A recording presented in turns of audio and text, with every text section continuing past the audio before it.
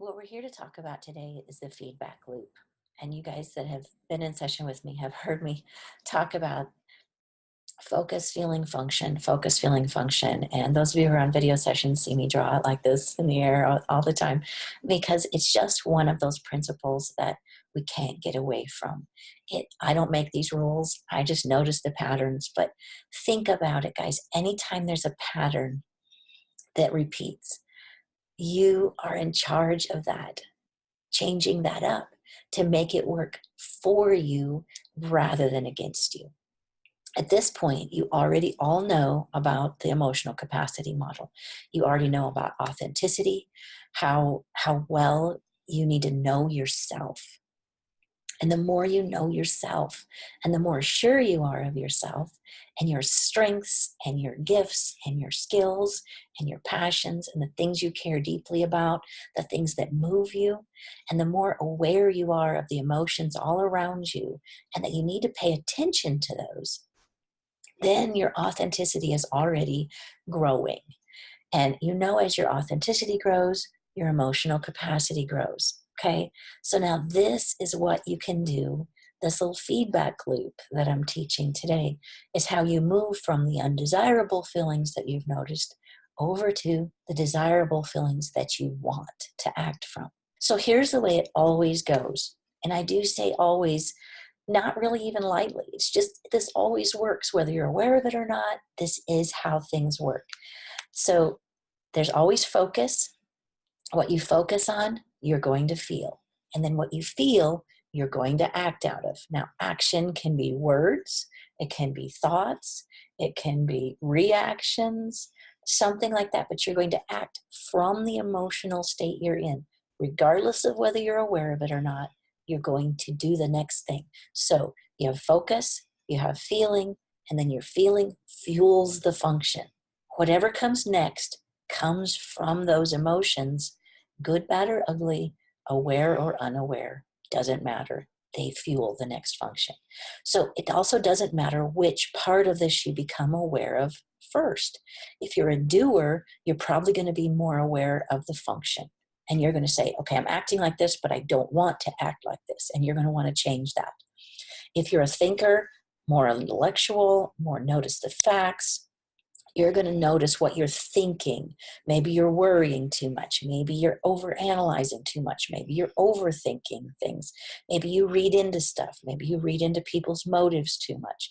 You're going to notice something about your thinking that you want to change. This is how it is, and this is how I want it to be different. That might be what you're aware of in the cycle. Or you might be a feeler, like lots and lots of people are, I'm finding, but you don't know what those feelings are. You just know it doesn't feel good. And if you don't know what you're feeling, you're going to act out of it without even knowing what's going on. And then whatever it is you do becomes your next focus. It becomes the thing you think about. And then you feel, and then you act. And then you focus, and then you feel, and then you act. So it doesn't matter which one of those things you become aware of. You can either think back to the one that came before it and try to work on that, or you can try to work on the one you're in right now. So if you're aware that you're being grumpy and that you're snapping at people and you're being critical and you think you can just change your behavior to be what you'd rather, by all means, change the behavior. If you are feeling rejected, but you'd rather feel accepted, if you can change that feeling right there, great, change the feeling. I'm more of a feeler. I kind of notice those things. So what I have to do if I'm feeling something I don't want to feel, if I want to change it from undesirable to desirable, I typically kind of have to back up and think, okay, what do I need to focus on in order to change the feeling that I have? If we don't stop and become aware of what we're focusing on, we're going to continue to feel the things we're feeling. And we're going to continue to do the things from those feelings that we don't care for. And we're going to keep getting this negative feedback cycle or this undesirable, uncomfortable feedback cycle. I call it a funk.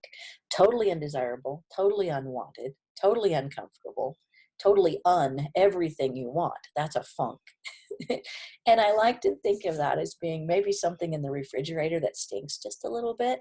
And you open the refrigerator door and you think, yeah, something's wrong in here. And if you don't fix it, it's not going to get better. You can shut the door and pretend it's not there, but that's not addressing the issue. You've got to kind of go digging a little bit. And most of you already know about the Power Thesaurus at this point, but if I've not mentioned the Power Thesaurus, you need to get that app and use it. Because when you realize you're in this funky emotional state, or you've got funky feelings, funky thoughts, funky actions.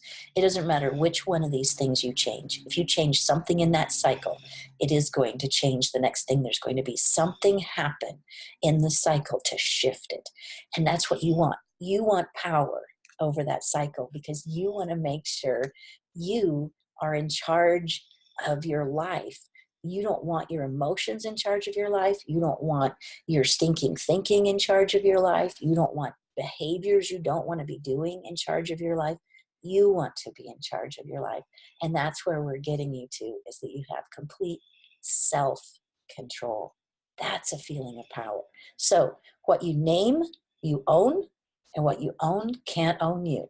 So when you feel those yucky things, you identify those undesirable things, name them. As soon as you name them, you own them. So use your Power Thesaurus, figure out, oh my gosh, I feel gloomy, something's bad, I feel stuck, I'm being critical. Name those undesirable things. As soon as you write them down, and it is important to write them down, by the way, it just doesn't work the same if you don't write them down. So write them down, as many as you can, pull out the Power Thesaurus. I think as many awesome, perfect names as you can get for the undesirable things, the better, because then you're going to flip them over. And then you're going to write, this is what I'd rather feel. This is what I'd rather be doing. This is what I would rather be thinking in this situation. Flip them over. Because out of those things, it changes the cycle. Okay, so let's chat a little bit more about how this is working for you. Tell me what your feedback is on this. Tell me what's challenging you. Ask your questions. Help me make the next training a little bit better for you so that we can really address the things in your life that this is helpful for. Thanks for listening. Talk to you soon.